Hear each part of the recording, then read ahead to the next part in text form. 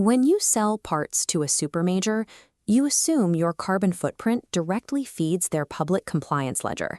That data never makes it into their public report. It hits a wall and shatters completely. If you supply non-energy goods or services, your emissions are entirely excluded from Shell's reported Scope 3 Category 1. This exclusion applies to industrial steel, software, pumps, and consulting services.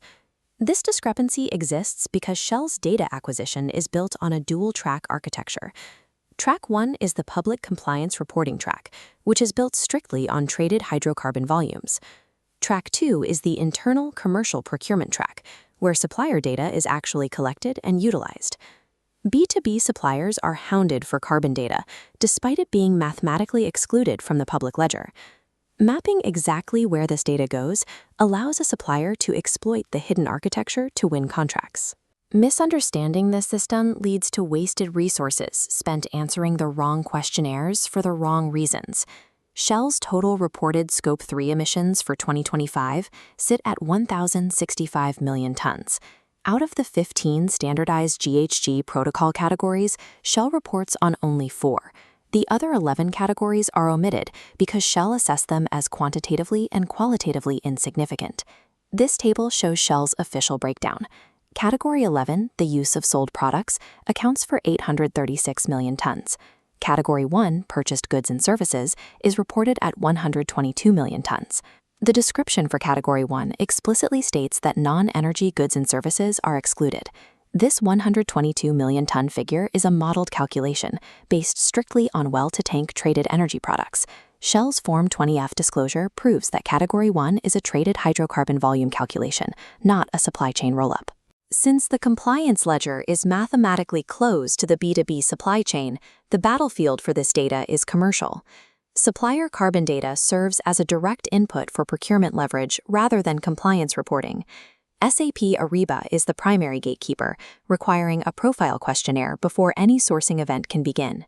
Shell Supplier Energy Transition Hub provides a separate, largely voluntary platform for tracking performance and setting ambitions.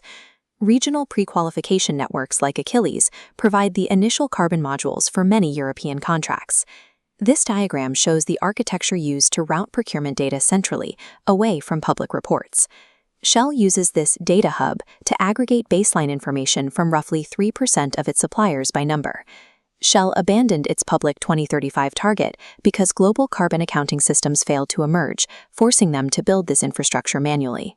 These data requests represent the foundational market structure for future supply chains, turning a compliance chore into a strategic tool. Global standards like IFRS S2 and California's SB 253 are increasing the pressure on buyers to demand primary supplier data. The EU Omnibus, adopted in February 2026, introduced a specific ceiling to protect suppliers from excessive data demands.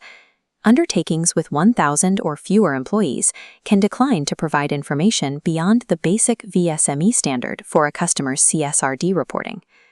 This cap limits what can be demanded for a buyer's legal disclosure, though it does not prevent a buyer from asking for data as a condition of a tender.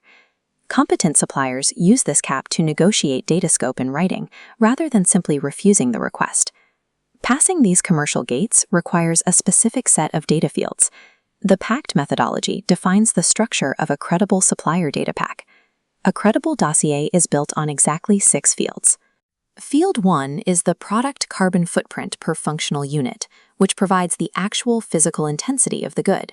Fields 2 and 3 cover Scope 1 and 2 emissions and the emission factor methodology. The final fields provide the allocation method, third-party verification level, and data quality score. The alternative is spend-based estimation, using industry averages rather than actual performance. Under spend-based estimation, your internal decarbonization is invisible. If a customer uses spend-based logic, the only way their reported emissions fall is by purchasing less volume from you. Providing primary data is the only way to ensure your internal improvements result in a reduction the buyer can book. Primary data allows a supplier to sell the buyer's own arithmetic back to them. This hands procurement a scorable reduction that can be integrated into their internal systems. A winning bid pitches a specific carbon delta, such as a footprint 22% below the sector average.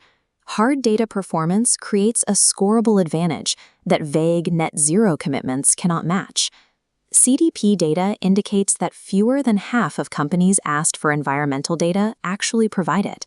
Responding fully and on time puts you in the top half of the supply base, providing a competitive edge during contract renewals. Master the dual-track architecture and provide a precise carbon delta to turn a procurement gate into a weapon for winning market share.